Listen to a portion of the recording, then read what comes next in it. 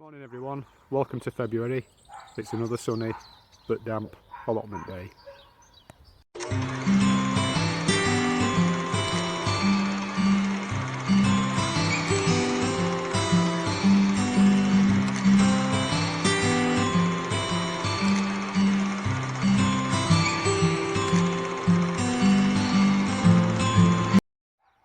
Welcome back, and excuse the dog barking in the background, he's probably going to interrupt the filming. But this update is a review of what I've been up to over the last month on the new no-dig allotment. As you can see, I've been quite busy. I've managed to get in the new fence. It's been really cold over the last few weeks. We've had a lot of frost, and so the ground's been quite firm. So not much to do on the rest of the allotment on the beds. So I thought I'd have a go and try and get it in. If you remember, I had two really long pallets that I cut in half, and so basically what you see there, it looks like just a normal fence, but it's actually two long pallets that were 7 metres long each, cut into four, and it was actually quite easy to put in. There are only 3 posts. It's secured to a telegraph pole at the left side and actually to a tree at the back of the barn, but in between, as I say, there are just 3 posts. I dug post holes about 18-inch deep, levelled the posts and just packed the holes with broken brick and topped it off with a few really heavy duty clay bricks, all tamped down with a sledgehammer, and they're really solid. So they're buried about 1.5 foot into the ground, so they're not going anywhere. I've also filled the third of the larger raised no-dig beds. I've still got one to do. I've collected the hops. I've got 4 bags of hops there, but the ground's softened up now, so I've not been able to collect any manure. It's just too soft underfoot. I've painted the fence and the 4 large beds as well. I've still got to paint the 3 smaller ones. And I've also covered the beds with black plastic. That's one of the jobs I've been meaning to get round to, but never had the time, but it's done now, so that'll suppress any weeds that might germinate as the weather begins to warm up a little bit. So we'll take a look a little bit closer at the fence and some of the other things I've done on the allotment. As you can see closer up, it's a sturdy old fence. The pallets were really substantial. You can see with my hand how thick they are. They're not normal pallets, these. They must have had, as Muddy Boots Nigel suggested, they were probably used for machinery on Arctics. But they're very, very substantial. It's just had 1 coat of paint for the time being, Cooper and all. And I did this with a brush, but I've still to go round the boundary fence, and I think I'm going to use a sprayer on those, because there are lots of lats closer together, and I don't think I've got the stamina to brush all of that, so it'll just get sprayed. I've got a sprayer. The beds, as I say, are covered now, and the bricks that you see, I collected those from a skip on the estate next to the allotment site. Someone was having an extension built and they'd taken down a lean-to. I asked if I could take some of the bricks. A lot of them had cement on, but there were quite a few that were okay. I got a couple of barrowfuls and used them all on the beds, so they're weighing down the plastic. So the plastic's done, the fence is in. I've just got one of the beds still to fill, as I say, but they've been painted, so we're getting there.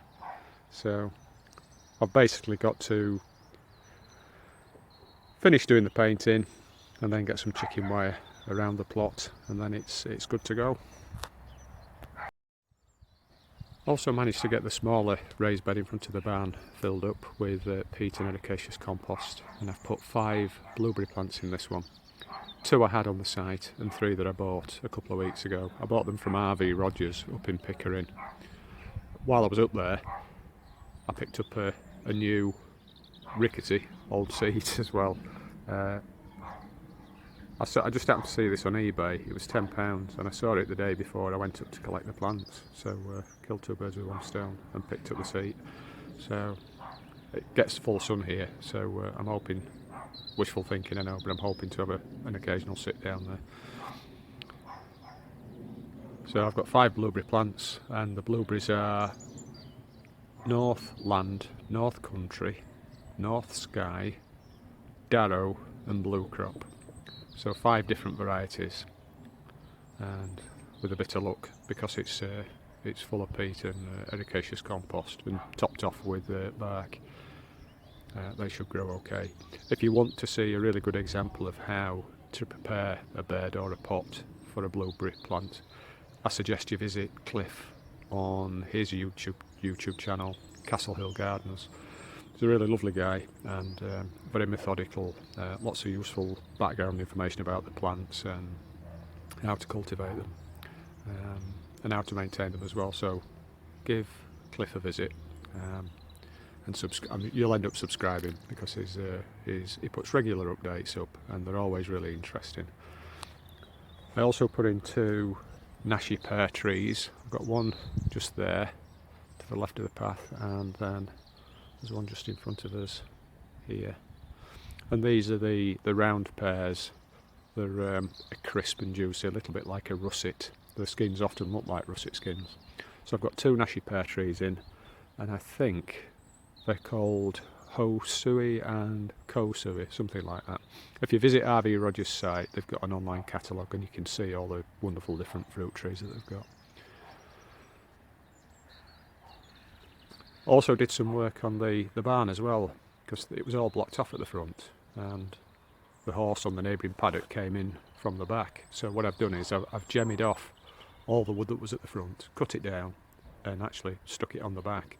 So we've got really good access now. And as you can see, we've stored all those wood and other items in there. Cleared out the side of the barn as well. There was lots of rubbish in there. The town council had a skip on the site the other weekend, and so we cleared that out. And that's just got perspex sheeting and wood in there now that we're going to use. Some pallets here that I picked up from the brewery recently, completely free pallets. Has his hops and grain delivered on the pallets, and they don't take them back, so they'll come in useful for repair of fencing on the site. So that's the new allotment starting to take shape. Just take a quick look at the elephant garlic, because that seems to be doing quite well. That's shot up with the milder weather. I think I put about 28 plants in here, and they all seem to have come up. As you can see, they look really healthy, apart from about 3 just over here. And before I got the fleece cloche on, the rabbits came in and they were digging them out, and I thought I'd put them all back, but I don't know, maybe I didn't, or maybe they were nibbled or something. But anyway, there may still come 1 or 2 of them, but we should still have enough. That's still quite a good germination rate, I suppose. So that's the elephant garlic. I just thought I'd take a brief look at the rest of the allotments. Down on the fruit allotment, the half plot, and you can see I've added soil to the 20-foot by 5-foot raised bed that runs between the fruit trees. We dug all the soil over at the bottom and added some manure, and with about, I would say, about 15 inch or so, maybe 18 inch of really fine soil on top. And this is going to have the carrots. We'll give it a rake and top dress it with some spent compost before we sow. And I'll probably put some more black plastic on this as well, to be fair, just to avoid any weeds popping up. We've put some straw on the left hand side of the bed. We've still to do the right, but this area's had lots of manure over the last year or so, and so we didn't think it really needed any more. This area is about 20 foot by 16-17 feet, I would say, so it's quite a big area. We've got 6 fruit trees and this raised bed, So a little bit of mulching still to do with some more straw here when the ground firms up a little bit. Looking back over the rest of the half plot and the third plot, you can see that it's all been mulched with manure. On the last upload, the manure was still in piles of about 15 barrelfuls, but it's all been levelled out. We've put straw above the gladioli that were left in the ground, and we're hoping that they'll survive the winter, because often when you take them up, like the dailies, they don't always keep. Overwintering onions over there, they're doing quite well. Quite a few of the onions have split into two bulbs, like the sets did last year, but hopefully we'll get something off those. The second allotment at the other side of the fence there, not really much happening there. Put a little bit of manure on one of the beds, but that's still got the winter vegging that we're still enjoying. Take a quick look in the greenhouse and then we'll call it a day, because I've got the urge to sow some seed, and I want to try a few of the varieties that you can sow early, so we'll take a look at those. In the big greenhouse now, and we brought the sow horses and workbench inside, and we've put a piece of perspex on top just to protect the wood, and we've already got us broad beans in. We did those yesterday, my cousin and I. We've planted two varieties, and one is called Bunyard's Exhibition, and the other is one that lots of people grow. This is Agua Dulce. So they've just been provisionally covered with a little bit of polythene, and these are the seeds that I thought I'd have a bash at. It's too cold to do most things, but there are some things that you can sow. I've got onion sets, heat treated onion sets on order, but these were free seeds that came with the Kitchen Garden magazine. I've got a subscription, my wife got it me for Christmas, and every now and then you get something that's quite useful included. So I'm going to sow the onion seeds before it's too late, because they need time obviously. And one of the things that I've wanted to do, but I've not had the time because I took on the new allotment, was continue to grow through the winter, not just the usual suspects, the leeks and the sprouts and the parsnips, the conventional winter crops, but also to grow some salad leaf. And there are varieties, lots of varieties actually, that you can grow. And next year I'll do it in earnest in the greenhouses here and the greenhouses that I've got at home.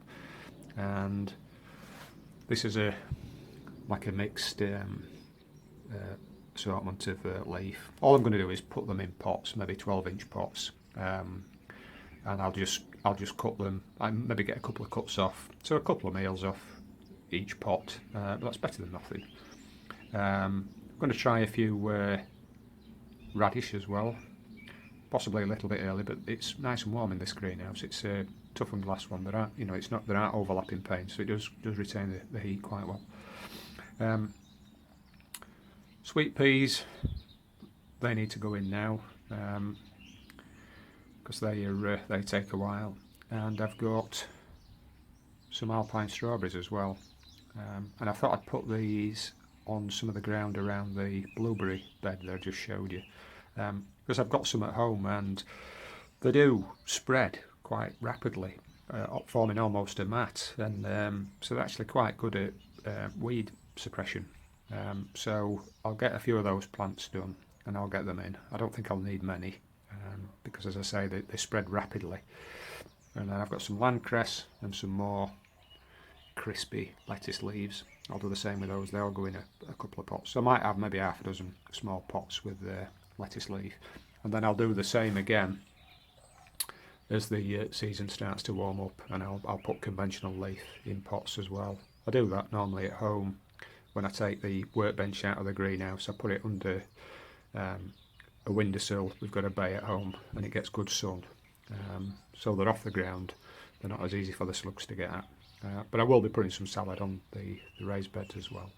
So they're the seeds. So I'm going to get on with that now, and then we'll call that a day now, I think. So thanks for watching. Thanks very much for subscribing, and I hope to see you again soon. Maybe next time we'll be sowing some of the, the usual suspects in modules, perhaps if the ground's not warm enough. But it's starting to warm up, I think, now. So another month or so, and we'll be well on his way. Thanks again. Catch you later. Bye.